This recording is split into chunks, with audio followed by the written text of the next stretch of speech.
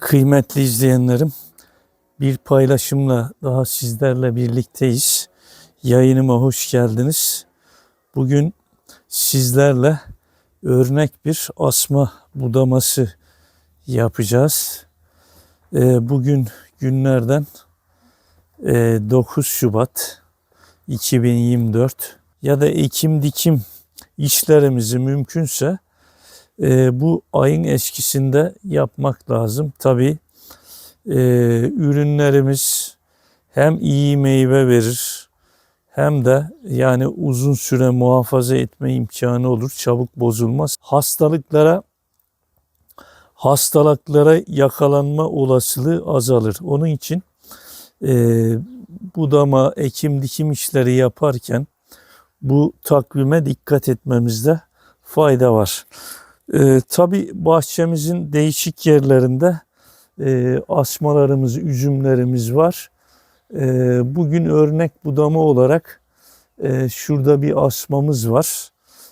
Onu budayacağız sizlerle ve bitireceğiz. Çok uzatmayacağım yani. Çünkü amacım nedir? Sizlere örnek bir budama göstermek. Malzemelerimizi dezenfekte etmekte fayda var. Testereyi pek kullanmayacağız ama makası herhalde kullanırız şimdi. Çünkü testerelik kalın bir dalımız yok. Bunu da dezenfekte etmek için ben şahsen çamaşır suyu kullanmayı tercih ederim. Tabii bu kişisel bir tercih. İsteyen dezenfektanlardan da alıp kullanabilir. Yani ağaç değiştirirken bu malzemelerimizi dezenfekte etmekte fayda var. Şimdi tabii niçin Şubat ayında yapıyoruz budamalarımızı? Çünkü ağaçların yapraklarında ki enerjinin yani boşalarak ağaçlara geçmesi sağlanıyor. Çünkü dökülen yaprakta herhangi bir enerji kalmıyor. Onun için genelde bizim bölge için Şubat ayına bırakıyoruz budamaları. Yani yeşil ağaç budadığımız zaman hem ağacımızın yani hasta olma ihtimali olur. Yani hastalıklara yakalanabilir. Hem de yapraklarda var olan enerjiyi çöpe atmış oluyoruz. Onun için ne yapıyoruz? Ağaçlarımızı ve asmalarımızı kışın buduyoruz. Şimdi budama işlemlerine başlayalım. Geçen sene ben bu asmamızı tabii biraz fazla göz bırakmıştım. Şöyle yakından göstereyim. Tabii hastalık oldu. Şöyle gördüğünüz gibi küflendi. Görüyorsunuz. Hem de taneleri küçük oldu. Şuradan göstereyim. Bakınız taneler çok küçük. Bunun nedeni ise fazla dal bırakmamız ve fazla göz bırakmamız. Şimdi bizim asmamız, burası çatı, evimiz 2 katlı. Şöyle aşağıdan geliyor. Bu dala bağlı yani asmamızın bundan ayrılan birkaç dalı vardı. Yanılmıyorsam 2 dalı. Onu kesmiştim ben.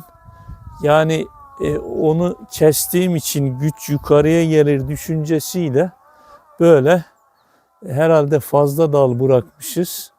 Ve asmamız yani üzümleri fazla büyütemedi. Bu sene fazla keseceğiz. Genelde 2 göz bırakmamız lazım. Mesela şurada bakınız bir göz var. Şu mesafe yakın. Şurada yakın. Buradan öte mesafeler çoğalıyor. Bizim ne yapmamız lazım? Mesela bir göz şurada var, görünmüyor. Bir göz burada. Şunu hemen geçince buradan kesmemiz lazım ve bu dalı alıyoruz, buradan çıkarıyoruz. Bir de budama yaparken şuna dikkat etmemiz lazım. Yani şuradan çünkü su akacak ileride. Bu suyun şunun gözün üstüne akmamasına dikkat etmemiz lazım keserken. Mesela şuraya geldiğimiz zaman şurada zayıf dallar görüyoruz.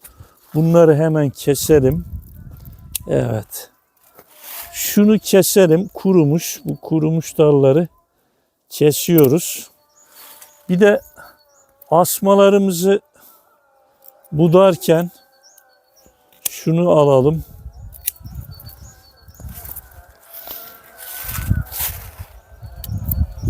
Evet, yine şuradan iki göz bırakıp kesiyoruz. Şunu çıkaralım. Şunu da çıkaralım. Çünkü üzümlerimiz küçük oldu. Geçen yıl, bu sene fazla keseceğim. Şu da buradan kırılmış. Bunu da alalım ve şunu da yine iki göz bırakıp keserim. Şimdi asmalar zaten eğer ki çok güçlüyse kendisi, bakınız ben buradan dal bırakmamışım. Kendisi buradan bir dal çıkarmış ve üzümü de olmuş. Yani budamaktan çok korkmaya gerek yok. Keselim. Evet, yine şurada da şunu alalım. İki göz bırakıp alalım. Şu zayıf dalımız, bunu da buradan çıkaralım. Yine şunu da buradan alalım şöyle. Bir de tabii ilaçlama yapacağız ileride. Onun için şu da zayıf kalmış. Üzümü de olmuş zaten. Bu görevini yapmış. Bunu da keselim. Yine şunu iki göz bırakıp alalım. Şunu kesmişiz. Yine şunu da, hadi bunu da üç göz bırakalım. Yani dört de bırakılır ama üzümlerimiz zayıf olabilir. Onun için dikkat edelim. Evet, şu dala da geldiğimiz zaman bakınız yine şurada bir göz var. Şurada bir göz var. Bunu alalım.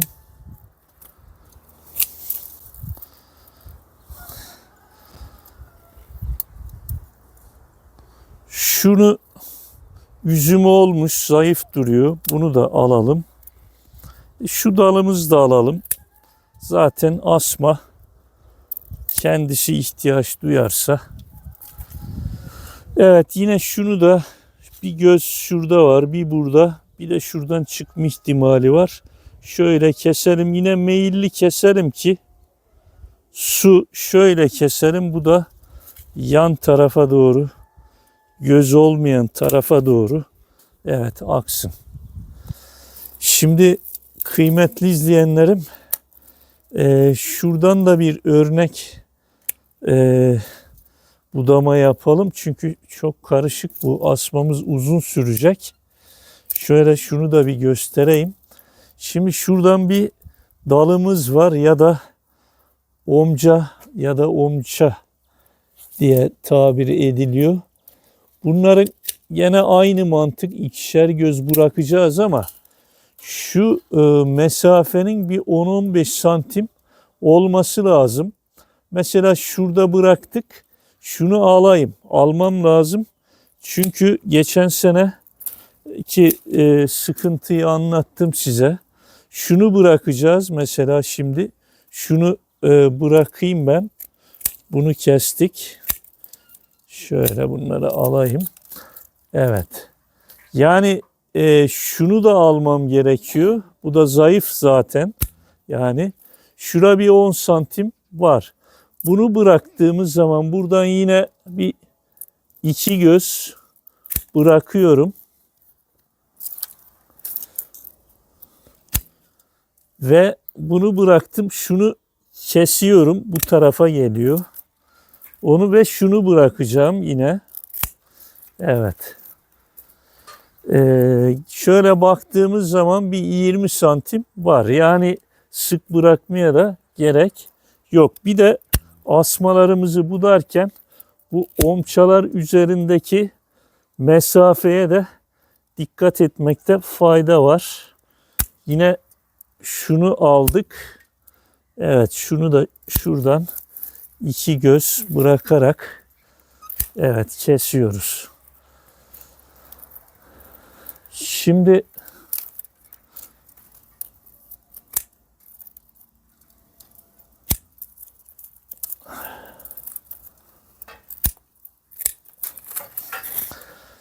evet. Şimdi bu şekilde tabi videomuzu fazla uzatmaya gerek yok. Ben size böyle örnek bir budama göstermek istedim. Tabi ben bunu budayacağım. Kıymetli izleyenlerim, asmamızı güzelce budadık. Şu şekli bu. İnşallah bol üzümler olur. Görüş, öneri ve yorumlarınızı bekliyorum. Yani siz nasıl buduyorsunuz? Benim bilmediğim ya da eksik bildiğim noktalar varsa yorumlar kısmına yazabilirsiniz. Bir sonraki paylaşımda görüşmek üzere. Hoşça kalın.